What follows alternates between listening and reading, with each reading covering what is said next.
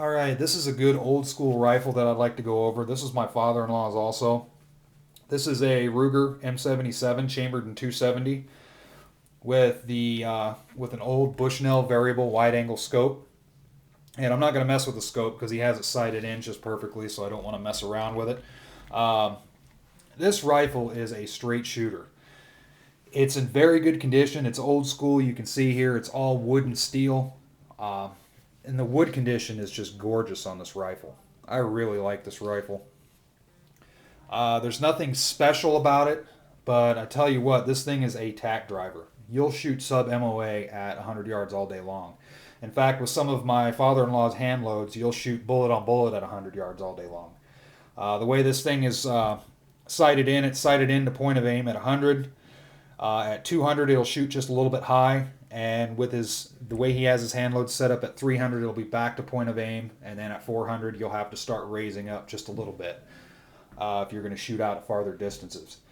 But this has been shot out to 600 yards. It shoots just fine. Very accurate rifle.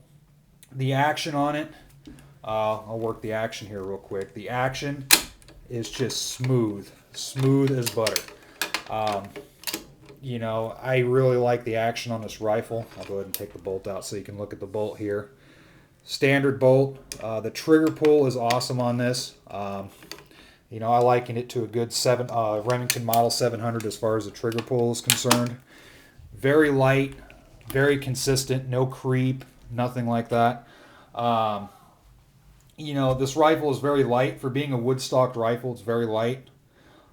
The scope, for being just a Bushnell scope, it has awesome clarity.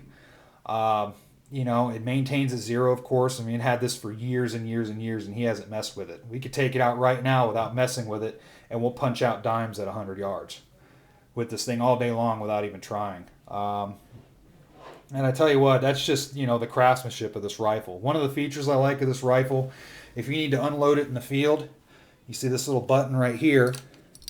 Just push on it, and you can drop the magazine out and unload that way without having to chamber rounds.